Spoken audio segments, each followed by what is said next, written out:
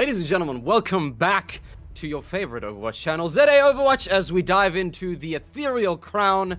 It's the qualifiers, it's day 3. I know that you're as hyped as I am, and I cannot wait to see what these teams bring to the table. With you today is myself, with the hat meta back in full effect, and next to me, with a far better beard, is the wonderful Altruism, also sporting his own hat. My good sir, let me hear those feelings. Man, you might say I've got the better beard, but bro, you're winning the hat game right now, 100%. I didn't see your hat before we went live, and now I'm 100% jealous. But we'll see if hats do determine everything on the cast, everything in the game, because these players have been coming out with their own hat metas themselves, and it really has seemed to make all the difference. Absolutely. It's been fantastic to see just the amount of adaptation, both in-game and on head, that the teams have been able to pull together. And I, for one, am very excited about this particular matchup. I've seen great things from both teams, to be honest. And at the end of the day, I mean, look, I can be the cheesy one and say I hope that we all have fun. But really, we want to see what kind of heights and extremes they can take the current Overwatch meta to.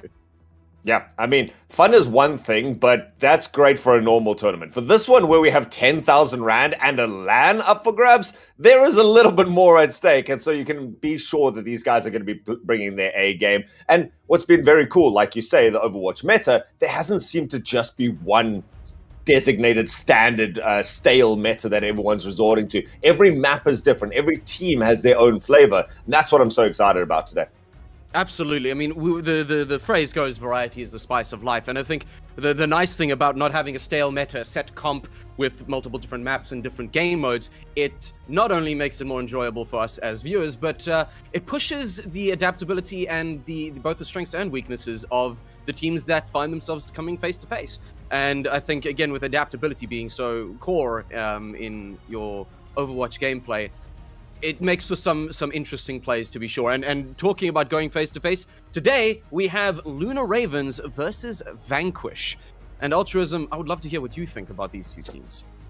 Now, you've gotten to see a lot more of these guys than I have. I've never actually seen either of these teams playing on stream before. I mean, we've had throughout the whole of the qualifiers this kind of like split bracket right now, where we have these old established teams who have been really performing up to a standard that we expect to them. And then we've got these new teams that have come in, and I feel like both of these teams are a little bit more towards that level of the competition. That being said, we have seen some great plays coming out of the newer teams, some different spices, as you'd like to put it. And from that aspect, the big question for me this weekend is how many of these newer teams can secure themselves a spot. Of course, it's the top 2 from each of the 3 groups that get that automatic qualification. And so you don't have to be number 1. You don't have to beat people like Inglorious Blasters or Pink Salamanders. You just have to be the best of the rest in that sort of squad.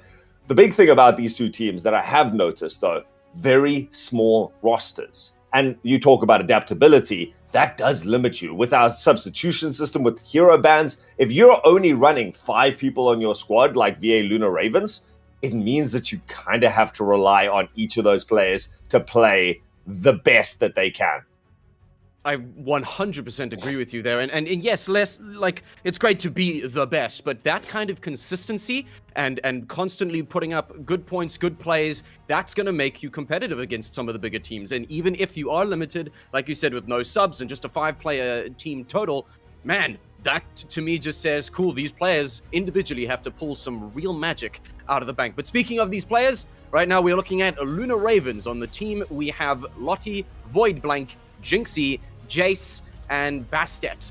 And in terms of favorite heroes, I mean, look, I'm always happy to see an Ashe. I personally love an Ashe. Lottie on the Venture, I'm interested to see what you make of that, being I still a relatively new hero. And then I mean, tank Diva's always scary. I don't like Diva. I don't like playing against her because I'm bad. But Jason Bassett with an Anna Mercy combo, I'm very happy with that. What do you think? Honestly, putting up the Diva as your main hero that you go to is not surprising. One of the most powerful tanks in this. And if I'm not mistaken, unless things changed dramatically since last weekend, the most banned hero, right? We've got to talk about stuff like the hero bans. Diva has been so powerful. The massive amounts of armor that person, that D.Va provides for your team as a frontline tank, the DM that's able to mitigate not just huge amounts of damage, but critical ultimates if you can play it well, the ability to peel for your team, to poke in and then dive back, really good. And then you combo it with a dive DPS like the Venture or something like that, really does provide a lot for the team. So it's good to know that they do have those up for grabs right now. On the other side, though, we got to talk about the Pandacity Vanquish squad right now. And that's Fable, by the way, if you're interested in our Tracer player over there. Fable and Loki taking on your DPS. And again, you want to have one of those ability to get a nice and close flex DPSs and then a nice, good, strong projectile on the other side that Loki offers. Salmon, Ramatra would be a good choice at any of these stages. Very powerful hero, but a good, consistent, solid tank is critical for everyone. And then your two supports, Limes and Cersei, being able to come through. I mean, we can't judge everything by these profile pictures, but we haven't seen a lot of Zen in this tournament so far, but always something that, as long as you can protect them on the back line, huge value at any stage.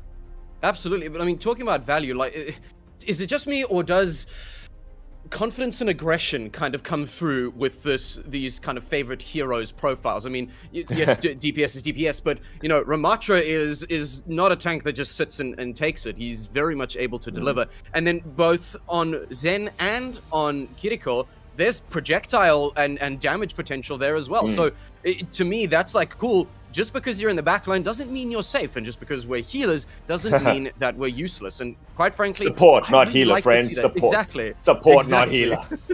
Well, talking of support, it's interesting here. We have our information coming in already. Map 1 is going to be Li Zhang. Now, Luna Ravens have banned Lucio, but Vanquish have banned D.Va. So that's going to be up to Jinxie now to try and, well, adapt to.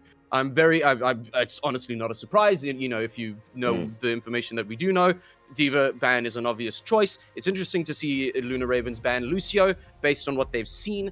What do you think is... Oh, and also no subs on their side, on either side either. Seeing the Lucio ban, is this something preemptive from Ravens? Like, cool, we don't like playing against Lucio, or are they expecting something specific from Vanquish's side?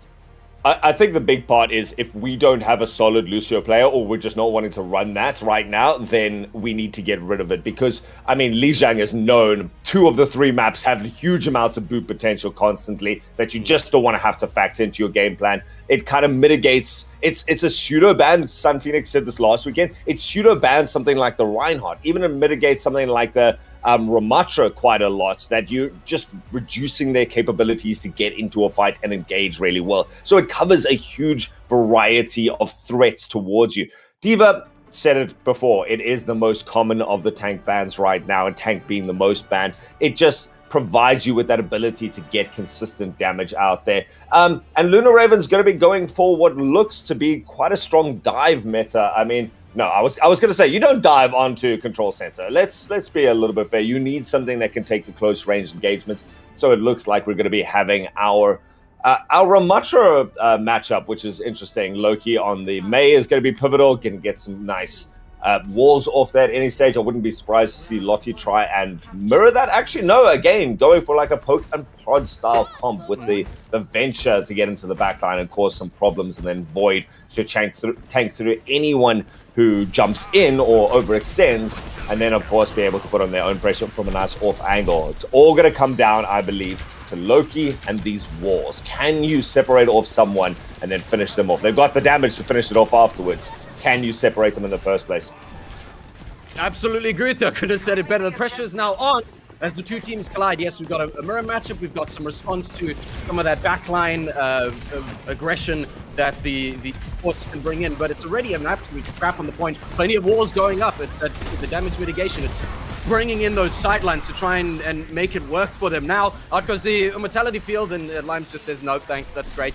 But with Luna Ravens quite solidly committed to the point, the Vanquish are trying to push hard to hold on to their point, and they're unfortunately going to lose out on the main. Now we can see a bit more aggression. The tank being bullied quite a lot, but it's a response as the Tracer takes out the Baptiste. Now Ramatra full on brawling with his clone, and still give a little ground, take a little ground, but it's Vanquish that still holds on to the point at this time.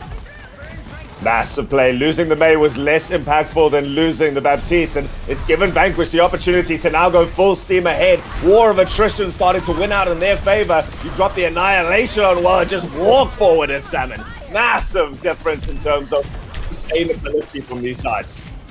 Absolutely, and again, it's as we touched on, that Ramatra is not a tank that's just going to stand there and wait to be healed. You can absolutely capitalize on any kind of picks that your DPS pick up. So, with that, Vanquish lost a little bit of ground, but ultimately pulled it back, and now Lunar Ravens regrouping to push back forward. And both of their supports with ultimates. It's going to be interesting to see how they can put these into effect for better util. Like, do they want to wait until we have 5 ultimates ready to rock and roll? Maybe not. The Kitsune rushes out. The Vanquish feeling very confident. Immediately, the Baptiste is taken down. The Moira trying desperately to keep everybody alive. Limes gets taken out by the bench. There's that backline. Oh, no! He's just having to check that gravity's still working. Unfortunately, yes, it is. The Jinxie Ramatra putting in massive work. The clone goes down, as does the Mei and the poor healer. It's a brilliant push from Lunar Ravens, despite one of their players rapidly discovering Newton's gravity laws. But bang onto the point, Lunar Ravens take control back, and now they've got to hold it. Yeah, when we talk about flexibility, we don't just mean in terms of hero flex. You've got to be able to flex and get back. And now the big problem is Vanquish has been able to push forward. They weren't able to confirm the kills. They weren't able to confirm the fights previously. Lunar Ravens did too much of a job of flexing back. But now Lunar Ravens just caught off guard, and the double kill there. Fable on the backline with the Tracer. This is still anyone's game. Absolutely. I mean, I thought they were so ready. We've got a couple of ultimates come back online, but Vanquish stroll back in like they own the place. And currently, yes, they do. 70+% of it. So a regroup from Lunar Ravens, 2 ultimates ready to rock and roll. But I think they're going to have to execute not only quickly, but carefully, because as Vanquish have just shown, you can't just walk in and expect to be there. In comes our backline, our poke from the venture, but Vanquish taking a lot of damage. Many players very low, they're holding on. Unfortunately, Cersei does go down. That Ramatra putting in a lot of work, and here comes the aggression. No, Jinxie gets punished. Goodbye. That's Kiriko again being a support and being a very good one. The Baptiste is down on the side of Lunar Ravens. Vanquish now at 99%. It's overtime, and now poor Void Blank just holding on for dear life. It's delaying the inevitable. Yes, you can shadow form, but you're gonna have to step up the point at some point. Wait, it comes the ball switch? I didn't even take notice of that. How are they managing to stall for this long? Are you delaying the inevitable? Can you bring in a team member in time? No, you can't. Delaying the inevitable and making yourselves look damn good while doing it. Well played to both teams, but Vanquish coming out on top in round 1.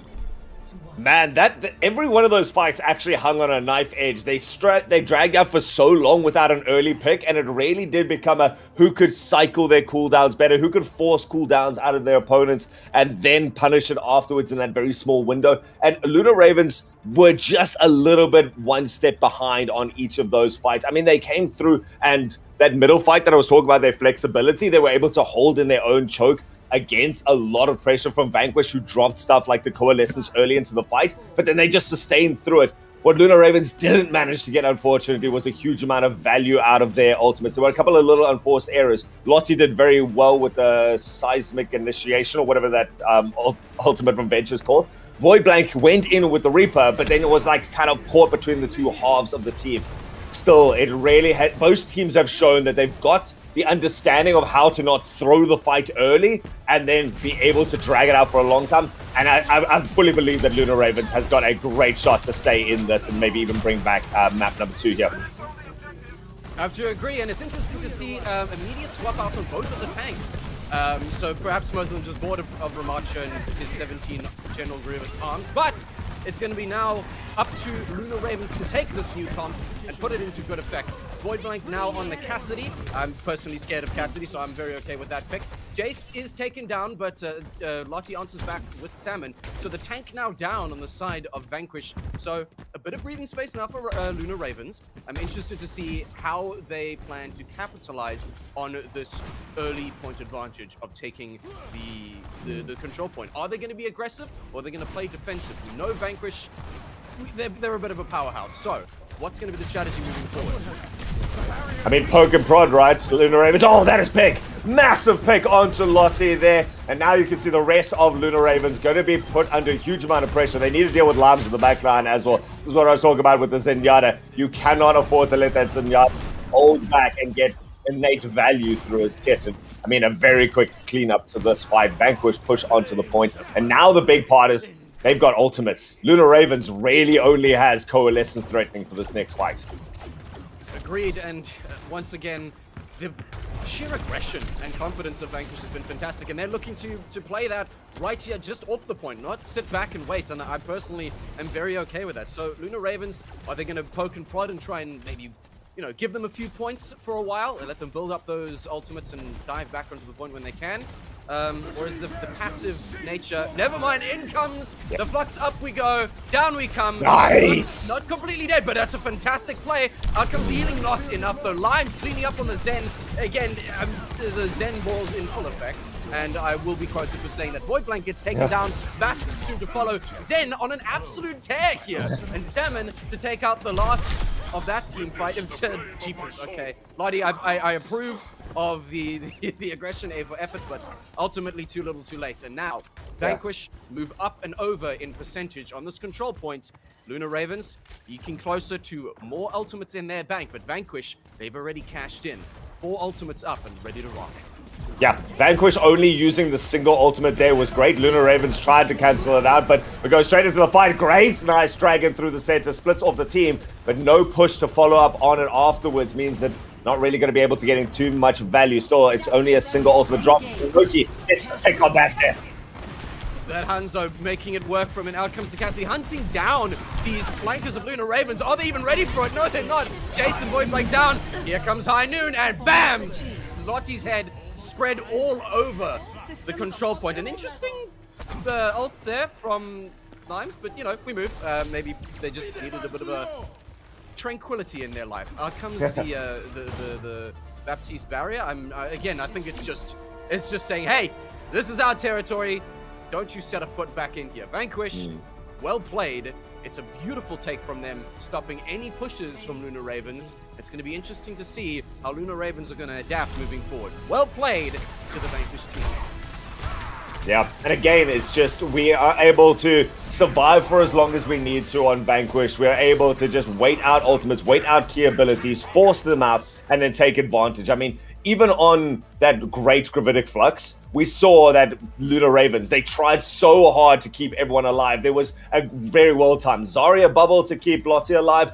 Sorry, not Lottie, it was someone on the other side. They threw out the Baptiste Immortality field, and everyone stayed alive for just a little bit longer, but then it was up to Vanquish. They didn't let up the pace at all. They kept that pressure on, and it meant now you don't have some of your key abilities. Your team is still split.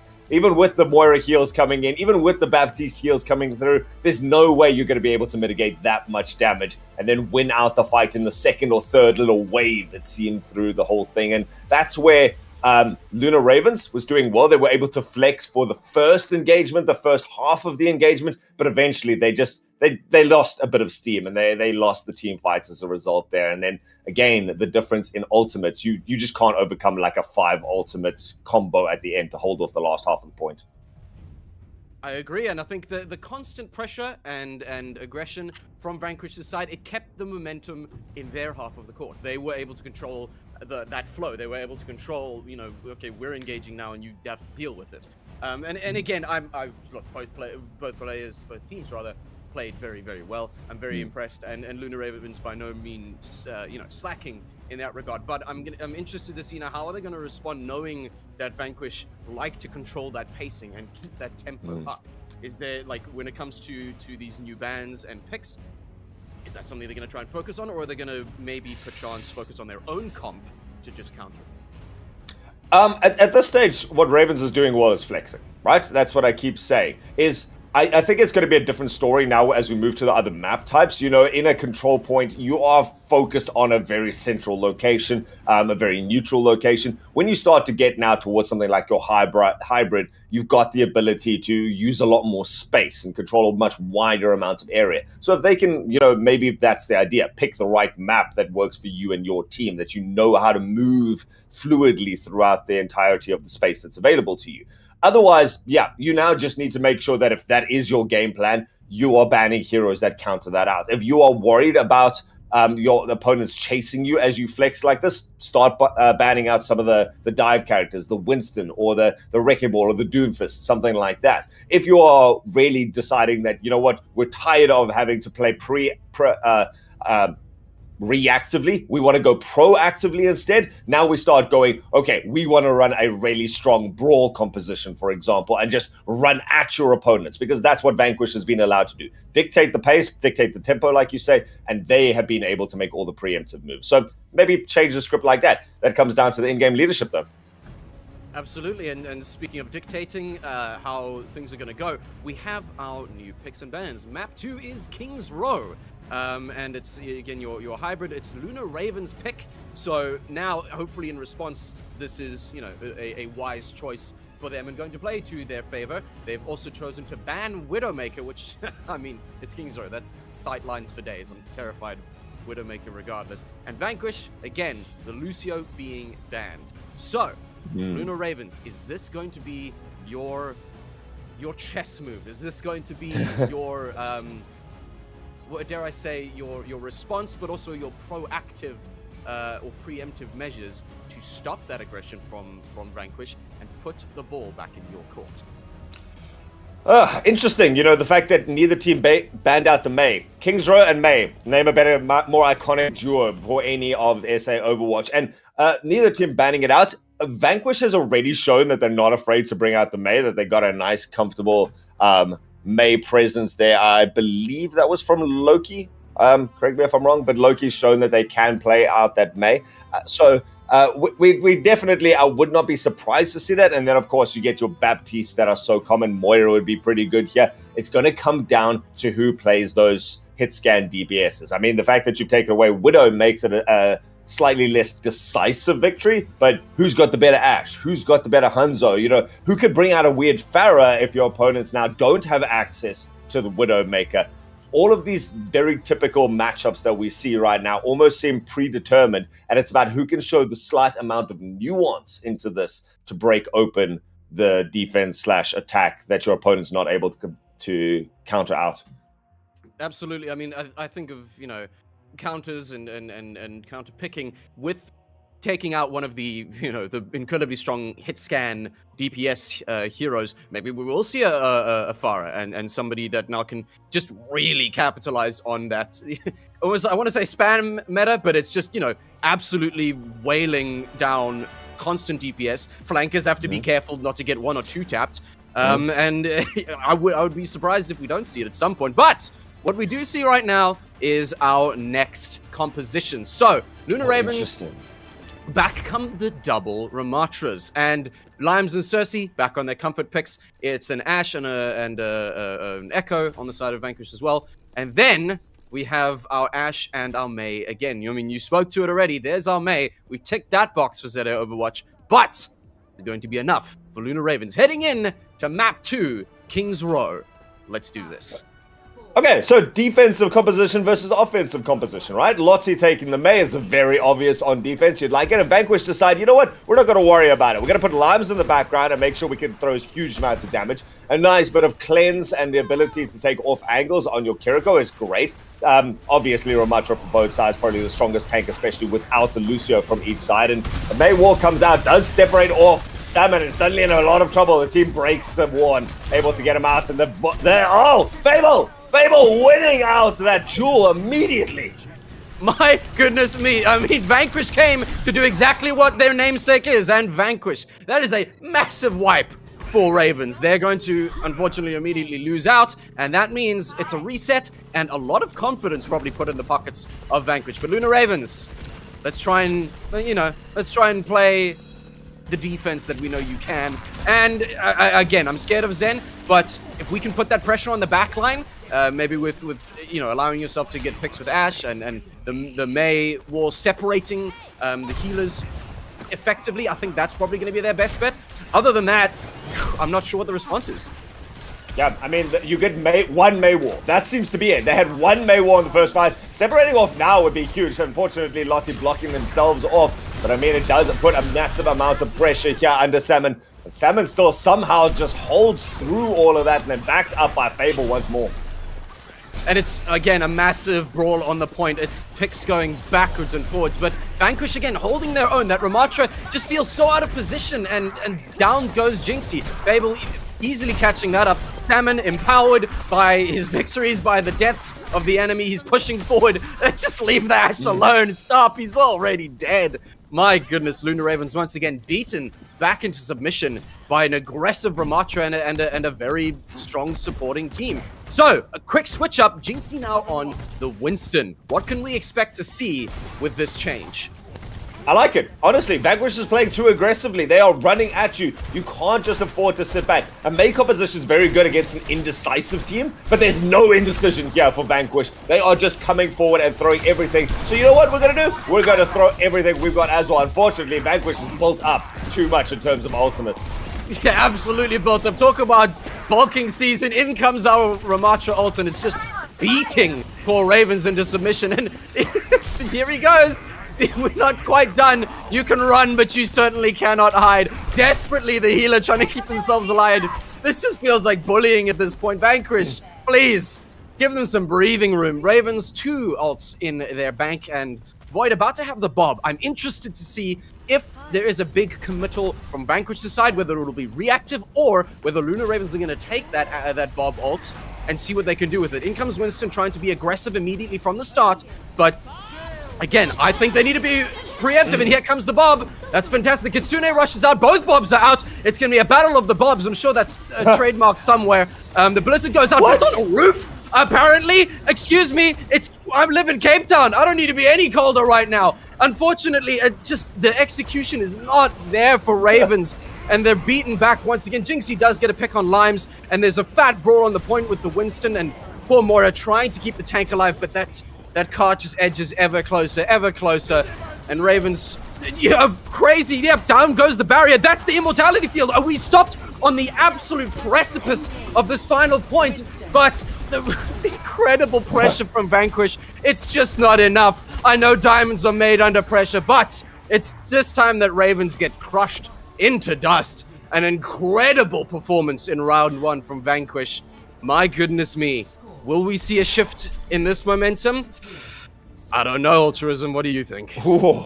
Right now, Vanquish is not giving any sort of quarter to their opponents right now. You'd ask for a shift in momentum. I think the shift that Lunar Ravens would be happy with is just stop. Please, just hold for a second. Not even turn it against them, turn them back. It's just please slow down, because Vanquish has just not stopped running forward. Salmon has to be given huge amount of props right now. The ability to sustain when you've been separated by something like the May Wall in the first half of the point was massive. Just kept all the attention on themselves. And then for the rest of it, through the whole Street's phase, creating all the space by just taking such a forward position from the rest of the side, meant that Lunar Ravens didn't even see the middle half of King's Row. So, I mean, from that aspect, and then you saw the rest of the team just backing up constantly. Limes at the end there died on the spawn room doors of their opponents. That's not a place for a Zenyatta to be. And yet that kind of just shows the mentality. They were all in for every one of them. Lunar Ravens trying again, looking for an answer with something like the dive,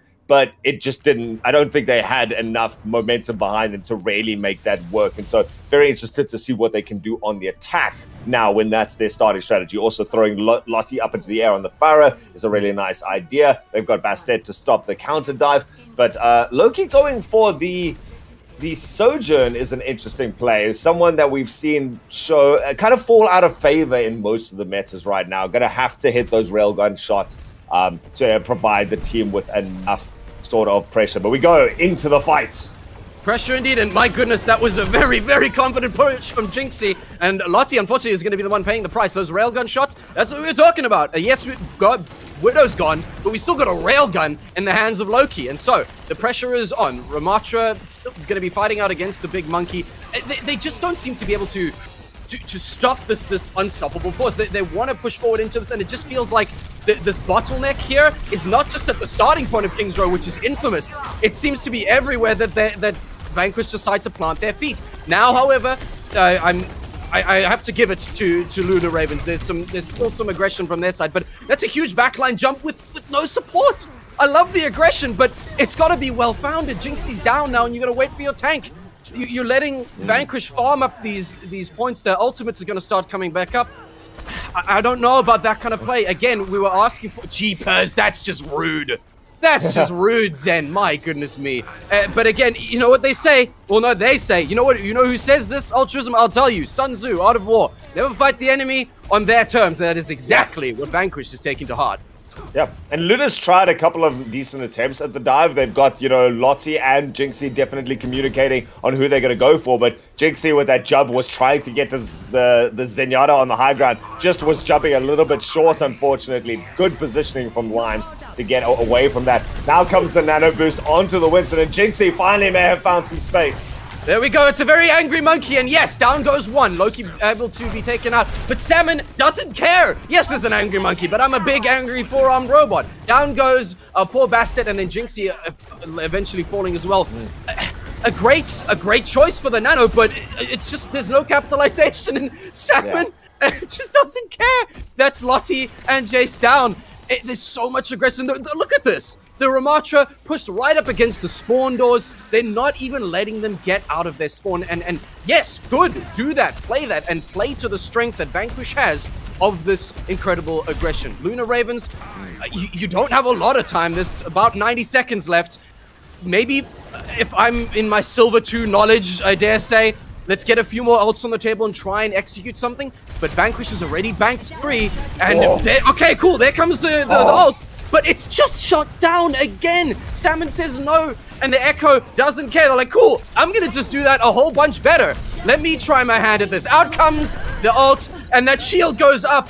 My goodness, it just feels like pressure upon pressure right now, and everything that Ravens do, Vanquish seems to want to do better.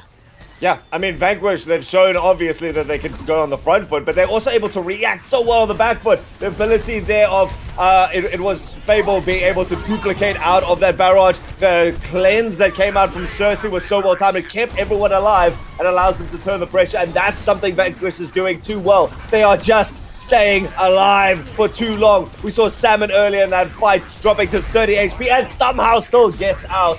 Right now, there's just no confirmation on kills coming out from Luna Ravens, not through lack of effort, and let's be very clear about that. They are trying with combinations, with good positioning and good target prioritization. Comes forward now with the jump onto the Zenyatta, but watch out, Zenyatta still has that ultimate waiting, and last desperate attempt for Luna Ravens to come in, but they've got everything to work against. It feels desperate. That's the word I'm looking for. Is 1, 2, 3, 4. They're all knocking on death's door. It's. I saw the aggression from Jinxie. In came that very angry monkey once again. But where's the team? Where's the capitalization? The support. A tank needs that, and unfortunately, the needs are not being met.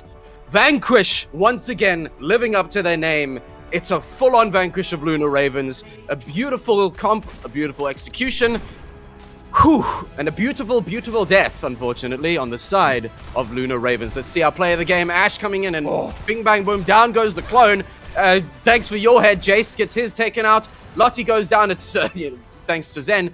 And Cersei cleaning up, adding their name onto the board too. Vanquish, I am certainly very, very impressed by your performance. And Altruism, again, I will be the first to say that anybody we see here is playing significantly better than I ever will. But I have to say, there's just a few things that Ravens didn't seem to quite capitalize on, and kept repeating those with maybe that definition of insanity coming through. Same thing, executed the same way, expecting different results. And sure, but maybe it's what they're comfortable on and what they wanted to stick to. But unfortunately for Vanquish, they're the ones that had the winning hand in this match. For Ravens, I almost feel like they're getting baited into how close their previous attempts were. We saw them jumping the backline. We saw some really good from Jinxie. Gets into the backline, gets everyone down to like 10 HP, confirms 1 kill. We saw the barrage getting everyone down to 10 or 20 HP. And they were like, we nearly got it. We just have to execute a little bit better next time. But it's just Vanquish always seem to have an answer, whether it's a well-timed Suzu or a counter that comes out, a nice duplicate. Salmon doing, again, I praised him on the attack because of that sort of space that he gave to the rest of the team, and then Fable taking full advantage of that. But I mean, even on the defense there, when you're trading backlines against the Monkey as a Ramattra, you don't think of Ramattra as someone who's really going to be able to put that much pressure on the backline. But when you run forward with that much confidence as Summon, you can definitely get to the back line and start causing problems, and then still getting out alive after that. I mean, look at the difference in damage. Double the damage here from Vanquish. They didn't even need to block that much damage, while Ravens were desperately trying to block it. And the big part about this, guys, just in case, this total damage stat includes damage to shields and all damage mitigator and everything like that. So when you're only getting 17,000 through, versus the 65,000 that Vanquish is doing, that's actually hitting bodies, there's no difference in healing, really, that can make up for that. Absolutely agree. I mean, a stark contrast in the numbers there on our stat screen, which, again, thanks to Peach, because that is a brand new feature right here on ZA Overwatch, sponsored segment. No. You got to be alive to deal damage. And unfortunately, if your lifespan is an average of about 6 to 7 seconds, it's just not going to show up in the stats. And again, speaking to that confidence that you just touched on as well, of course, Ramattra's going to dive in and be confident and keep, the enemy on their own spawn point door, because they're playing together as that team. And I mean, at one point I even saw my ADHD brain somehow picked up Kiriko was, quite far up close and managing to, sling some damage. She took a big amount of damage. She took care of herself. She didn't have to run back. She just bam, in we go. Out goes the Projector Suzu quick burst, back in the fight. And then as soon as Ramattra engages, in comes Moira, and we're going to keep you alive. And unfortunately, it's just not something that I saw happen all that often at all on the side of Ravens. The Winston ready to engage, great, but several times it was a dive into the backline with that leap, and down goes the shield. But that was all the support that he got, is his own shield. And yes, I understand it can be a bit difficult to follow after a leaping Monkey, but then with that communication, maybe it's okay, maybe we try a bit of a flank route, set up and wait for our DPS to be on the flank, our supports follow us in, and as they're we divide and conquer.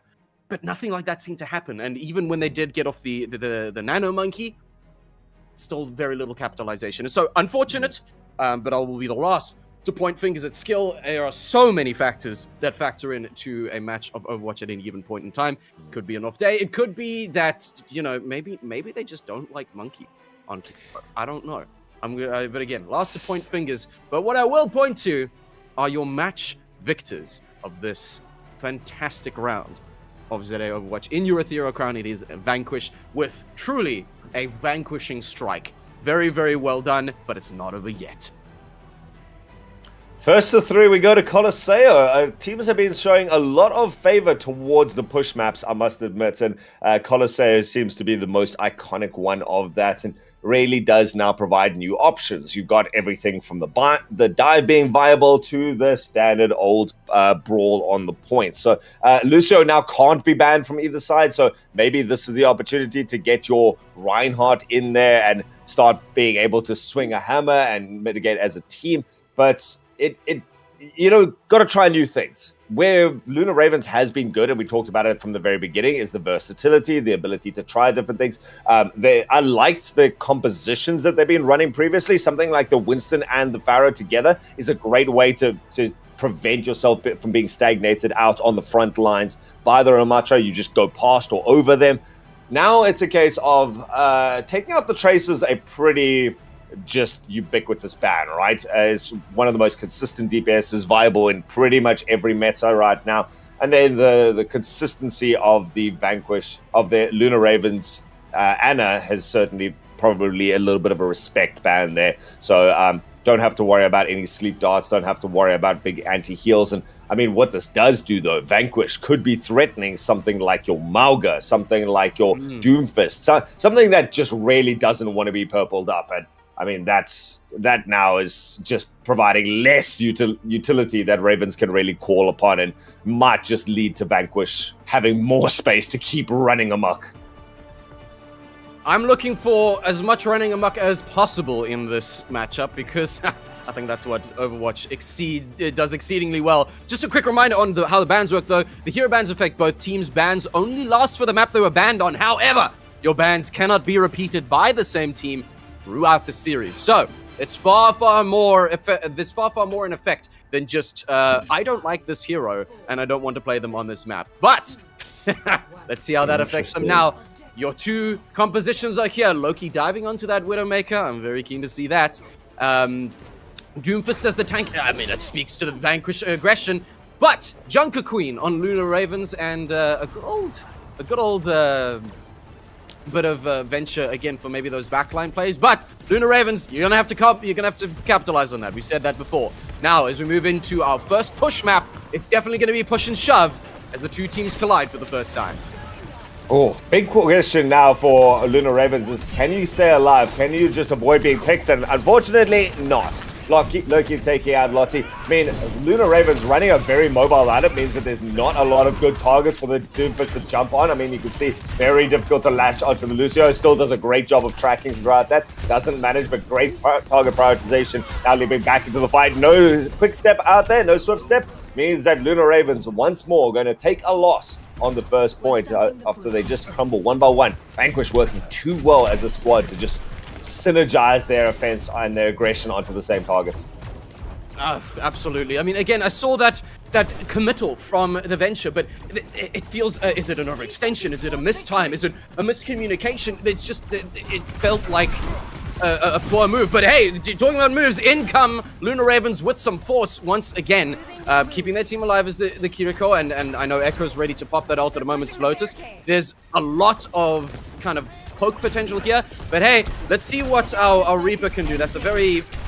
Okay, you know what? 1v1. Echo says, whatever you do, I can do better. Let's try and broad it out on the point. The Doomfist is in a bit of trouble, but backs up, and now it's Lunar Ravens that are in trouble. Down goes Lottie, down goes Void Blank. Both supports are down, and Jinxie is the last one to follow. That's a team kill. Oh dear. Vanquish, you continue to live up to your name. And Lunar Ravens, I saw then, again, that was some better team play with initiating that team fight, but I dare say it's kind of a divide and conquer mentality. As one goes down, then it's Vanquish smelling blood in the water, and one by one, down they go again. So we've got the Kitsune rush for Lunar Ravens, and hopefully they can capitalize on that. But look, what is this? Doomfist says, I don't care that you're arriving. This is my place. The Colosseum. This is the realm of gladiators. Immediately pushing in to be aggressive, and the Venture trying to capitalize on that and, you know, push them back. But, I mean, Salmon shrugging off damage like it's an average Tuesday. Yes, the points are stopped for now, but we've seen this time and time again. Girl Dash, out we come, pushing them back, and Bastard unfortunately paying the price. Lottie soon to follow. Void Blank managing to push past and take out the tank, but it just feels inconsequential at this point. Yeah, I mean, at this stage, again, it's that Lunar Ravens, they hold fine and pretty even on the first fight, but the second fight in there is just all the side of Vanquish. They're able to position their backlines so well. I mean, now they're being chased down right now. But finally, Cersei is going to be taken out. But, I mean, when you're getting a double kill like that from your long-range damage of Limes and Loki together, they are able to just protect each other so well. Lottie trying... as you come out of the ground, that's disrespectful. And I mean, talk about Ravens, being grounded. Yeah. Right now, Ravens need to just take 3 seconds, wait for a logical time, and then go in full force and worry about Limes' transcendence.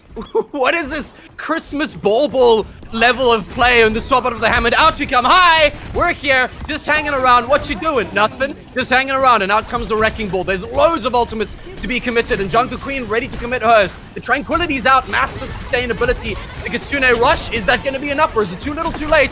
Huge amounts of damage. There's mitigation from both sides. Healing in overdrive, but hey, so is Ravens. That's 2 picks on their side. Sorry, 1 pick on their side. Cersei does manage to go down. Venture pushing into the back lines. Are we going to be able to do that? Nope. We're collecting together as a team. And I just see incredible movement now from Ravens as they start pulling people apart. However, I dare say, Vanquish doesn't seem that phased. As again, out comes the aerial denial. Cool, you want the point? Cool. Dance through a minefield to do so. The plays from our wonderful Salmon on Hammond, it's just confidence all through and through. And it feels like they've massively stalled out what could have been a huge capitalization for Ravens off the back of that team fight.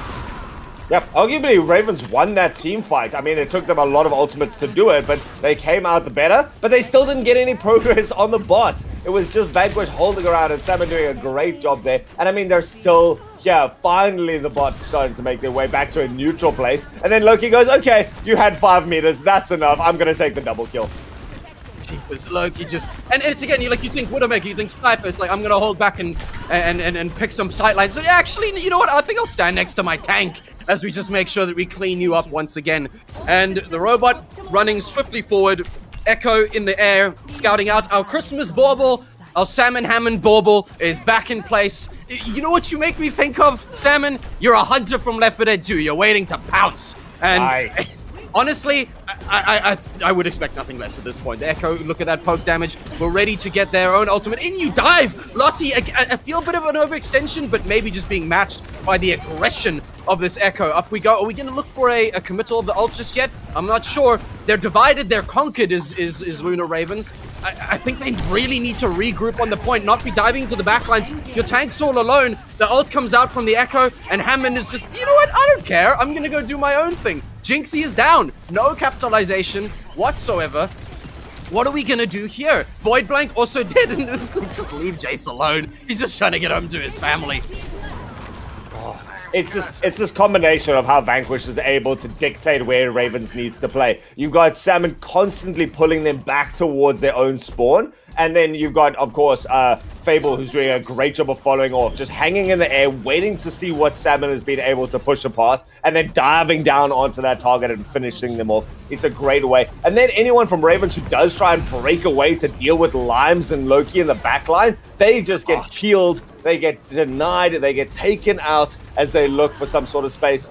And I mean, Ravens, they've got two options. Group up and die, or split apart and die. That seems to be the name of the game. And Vanquish just doing a great job once more now, just a couple of meters away from that final point. Void Blank waiting with that ultimate. Doesn't manage to come out. Kitsune Rush and the Rampage, the only things now to push Vanquish back a second. And Lunar Ravens trying to stabilize on their last leg. Goodness, it's definitely holding on by the width of a hair. Both of those ultimates committed to push Vanquish back, and maybe it's a little bit of respect out of Vanquish's side, or you know, it could be a little bit of cockiness. Like, you know what? Okay, fine. You chuck your ultimates at us, we'll do that. Because look at Salmon, wrecking ball rolling through the team like it's nothing. I would never do that. I'd be terrified. So as Vanquish managed to push the robot finally back, out comes the Death Blossom, and Echo does go down. It's something, you know, it's something. Yep. Out comes the Tranquility that just says, I think that's enough of that. The Kitsune Rush on the side of Vanquish, and again the Hammond committing to it. It's so much damage being put out. Void Blank is taken out. Jinxie, well played. Limes gets put down finally, but look at the plays from Ravens. I'm impressed. I thought that was going to be a lot worse. I'm impressed. But look, again, the Hammond is so confident. The brawls of the Junker Queen and the ball on point. But congratulations to Raven. They are finally pushing back. Vanquish, are we losing a bit of momentum, or are we still just having fun with people? Either way, never say that it's over till it's over. Yeah, I'm very glad to see this from Ravens. I would hate for this to have been a sweep, and I mean, Salmon, of course, is just the problem in the background. In that last fight, he didn't manage to get as much value at, but they did at least bait out the ultimates. Now it's Vanquish being able to turn this around. Once more, Fable lights up the kill streaks. I mean, Ravens, they rallied for a while. They got to 14.5 meters, so that's enough. But Vanquish take up that aggressive position once more to start off our potentially last couple of fights. I mean, I'm not one to be mean. Like, it really feels like Vanquish are kind of playing with their food. Like, okay, come on. No, you can hit me. Go on, take me. Oh, is that your best? Cool, we're done with that. Let's move back into dominating as they execute perfectly on their tank. In goes our Salmon Hammond. The Adaptive Circus is here, and it's just, you know what? It's not even needed. The Adaptive Circuit goes throughout the team of Vanquish as they adapt. They overcome. They survive. It's a brilliant showing from Vanquish all the way through their 3 maps. And then it looks like, damn, Vanquish them up. Ravens, you're the flaw in their plan. Well played. And of course, the play of the game is a Zen. I'm very happy to see that. Just incredible work. Incredible work from Vanquish. Well played from both teams. But, you know, at the end of the day, there's only one that stands victorious. And today, it's the Vanquishers on Vanquish.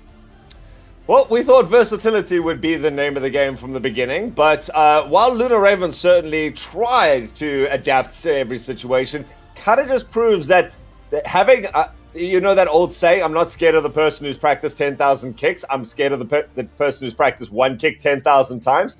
That seemed to be what Vanquish was doing. They kind of locked in a team comp from the beginning of a map and then just ran over their entire map progression using that one comp because they did it so well. If it's not broken, don't fix it. I can bring out cliches all day right now if I need to, but I mean, it all is saying the same thing. Vanquish knew what the game plan was. Regardless of what that was, variation by variation in the different maps, they were able to execute it perfectly. And I mean, the name of the game for Vanquish throughout this whole series was control the space and then execute when we manage to use that space to our advantage. Whether it's taking an aggressive position to prevent your opponents from contesting a payload, whether it's setting up like on Colosseo though, so deep in their opponent's backline and then coming in and out with an echo to be able to hammer in those final confirmations of kills. You've given so much space to your backline. I mean, I'm not surprised to see a Zenyatta player of the game at the end there, but between that and I think it was Loki, just give me a second. Yep, it was Loki on the Widowmaker. Those two had all the space in the world that they could have wanted. So that was the big part. Shove your opponents where they need to be, where you want them to be, and you can play around it, and then execute time and time again over it. And really just great game plan, great in-game leadership, great execution. Vanquish, as one of the newer teams that I said earlier, has the potential to take on, I think, a lot of people. And even these experienced teams need to give this team some respect. I completely agree with you. I couldn't word it any better. And quite frankly, that's exactly what I want to see from these kind of tournaments in ZA Overwatch. Yes, we have our favorites. We have our teams where the name itself strikes a little bit of caution and fear into our own hearts. But we all love an underdog story. We all love a newbie. And especially when they arrive on the scene with such a bang. And quite frankly, I think that's going to be setting the tone moving forward. Yes! We're done with this round of Overwatch. 3-0 is your final score between Lunar Ravens and Vanquish. I'm very impressed with what I saw for both teams. Yes, we have a winner, and it was a very dominant performance. But hey, at the end of the day, we play for fun, and we still leave with smiles on our face. And there's more smiles to come. At 2 p.m., we have another matchup. And I have a thing here that it says, what is it again? Inglorious Bastards versus Ethereal Ducklings. And we were talking about experienced teams. That's going to be something to look at. Really, it is. I believe we had... Here we go. Yes, here it is. I'll touch on this for the 2 p.m. game. Inglorious Bastards will clinch a top 2 spot with a victory. That's something to note. Likewise, though, if Crimson win theirs, they guarantee a top spot too. So... I think there's everything to play for here. Both teams, yes, were experienced, but it doesn't mean you don't have to bring anything less than your A game. And that is all able to be caught right here on ZA Overwatch. However, Altruism, we talk about the players, and they're the people that really make things happen. Who's your most valuable players, and what do you... Okay, so the obvious one has to go to Fable, just because of the consistency of being able to frag out like that. But DPS, that's kind of your job. And it only happens when you're given the space. So I said that the whole entire dynamic was based around space, and that comes down to Salmon. So a special honorable mention goes to Fable, but Salmon is actually my player of the game. It was just absolute nuisance on the Ramatra in the beginning, on the Wrecking Ball. I mean, even on the Doomfist, swapped off quickly, but was still there in the backline, constantly being something that everyone on the side of Lunar Ravens had to deal with and had to worry about, and was just able to hold it out for a long time. So big props to Salmon. I understand how thankless the tank role is a lot of the time, but this is your time to shine because you did it with aplomb. Well done. Absolutely, 100%. I mean, thankless it may be, but I'm sure the team is thanking their tank right now. I mean, I also just want to say I want Salmon Hammond to become a thing. Can we get like a hashtag going or something? I don't know. But the Christmas bauble strat was working for them. It's brilliant. It's a brilliant strat, and pull it from Doomfist to Ramatra to Hammond. It doesn't matter what. That aggro pulling and that aggression as well just gives your DPS such free reign to pick away at the enemy team. And so, very, very decidedly, that's where your MVP is going. Well done once again to both teams, and you don't have to finish off your ZA Overwatch fix because we'll be right back here at 2 p.m. It's a match between Inglorious Bastards and Ethereal Ducklings here in your Ethereal Crown. Ladies and gentlemen, be good. Myself and Altruism will see you at 2 p.m.